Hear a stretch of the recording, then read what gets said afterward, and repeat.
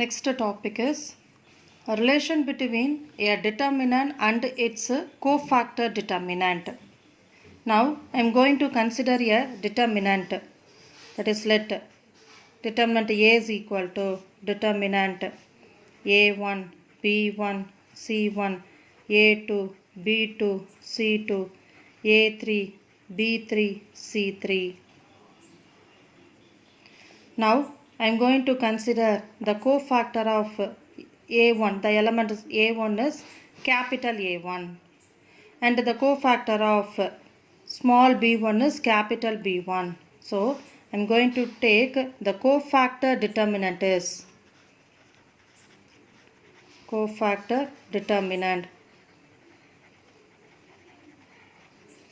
as for small a1 the cofactor is capital A1.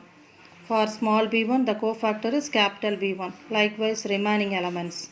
So capital A2, capital B2, capital C2, capital A3, capital B3, capital C3. Right. Now I am going to find the product of the first row determinant and the cofactor determinant. So now the cofactor of A1 is cofactor of A1 is equal to, so what do you get the cofactor of A1? You have to leaving the corresponding, that is you will get a minor. So you have to leaving the corresponding rows and column, you will get a determinant, that is determinant B2, C2, B3, C3. Right, now cofactor of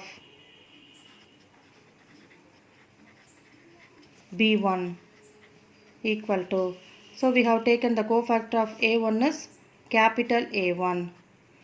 So cofactor of B1 is capital B1, which is equal to determinant. You have to leave the corresponding rows and columns. So what do you get?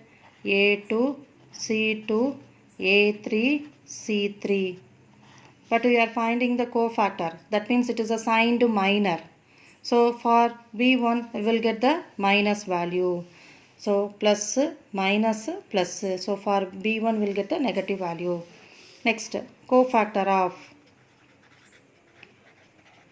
C1 is equal to, we have to consider capital C1 equal to, leaving the corresponding row and column where you have, that is C1. So what do you get?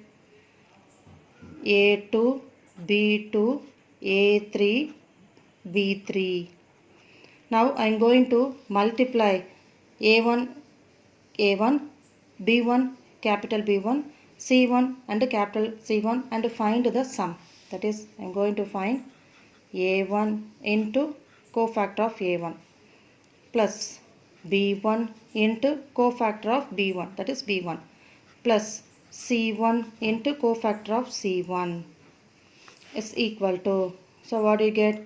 A1 into determinant B2 C2 B3 C3 plus B1 into, what is capital B1? Minus of, so I am changing this as minus, determinant B2 C2, I'm sorry, A2 C2 A3 C3 plus C1 into cofactor of C1 A2 B2 A3 B3.